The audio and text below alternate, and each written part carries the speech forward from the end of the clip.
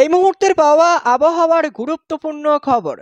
জোড়া ঘূর্ণাবর্তের জেরে বাংলার জেলায় জেলায় শুরু হবে বজ্র বিদ্যুৎ সহ ঝড় বৃষ্টি। তো এই ঘূর্ণাবর্তের জেরে বাংলার কোন কোন জেলায় বজ্র বিদ্যুৎ সহ বৃষ্টিপাতের সম্ভাবনা রয়েছে, কোন কোন জেলায় বৃষ্টিপাতের সম্ভাবনা নেই, কোন কোন জেলায় টানা কতদিন চলবে বৃষ্টি এবং কেমন থাকবে কলকাতা, উত্তর ও দক্ষিণবঙ্গ সহ গোটা বাংলাদেশের আবহাওয়া। তো আবহাওয়ার সম্পূর্ণ বিস্তারিত খবর জানিয়ে দেবো ভিডিওতে। ভিডিওটি অবশ্যই শুরু থেকে শেষ পর্যন্ত দেখবেন। ভিডিওতে একটি লাইক করবেন, আর আপনি এই ভিডিওটি কোন জেলা থেকে দেখছেন কমেন্ট করে জানাবেন। আপনার জেলার আবহাওয়ার নতুন খবর বেরিয়ে আসলেই আমরা আপনাকে জানিয়ে দেবো। আর প্রতিনিয়ত আবহাওয়ার আপডেট পাওয়ার জন্য চ্যানেলটিকে সাবস্ক্রাইব করুন। সক্রিয় মৌসুমী অক্ষরেখা সঙ্গে গাঙ্গেয় পশ্চিমবঙ্গের উত্তর ভাগে শক্তিশালী ঘূর্ণাবর্ত, যা সংলগ্ন উত্তর বাংলাদেশের উপরে বিস্তৃত।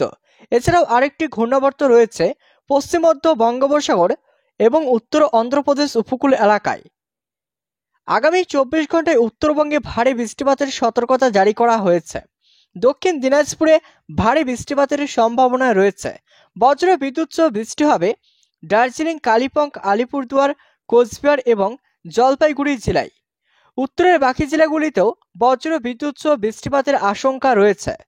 রবিবার উত্তরবঙ্গে বৃষ্টি হতে পারে কোচবিহার, মালদা ও দক্ষিণ দিনাজপুর জেলায়। এছাড়াও দার্জিলিং থেকে মালদা সব জেলাতেই বজ্র বিদ্যুৎ সহ হালকা মাঝারি বৃষ্টির সম্ভাবনা। দক্ষিণবঙ্গে কলকাতা সহ সব জেলাতেই বজ্র বিদ্যুৎ সহ হালকা মাঝারি বৃষ্টিপাতের সম্ভাবনা। বজ্র বিদ্যুৎ সহ বৃষ্টির সম্ভাবনা বেশি উত্তর ও দক্ষিণ 24 পরগনা, কলকাতা, হুগলি, পূর্ব বর্ধমান, নদিয়া, বীরভূম এবং মুর্শিদাবাদ জেলায়। রবিবার বজ্র বিদ্যুৎ সহ হালকা থেকে মাঝারি বৃষ্টির সতর্কতা জারি করা হয়েছে। বজ্র বিদ্যুৎ সহ বৃষ্টির সম্ভাবনা বেশি উত্তর ও দক্ষিণ 24 পরগনা, নদিয়া এবং মুর্শিদাবাদ জেলায়।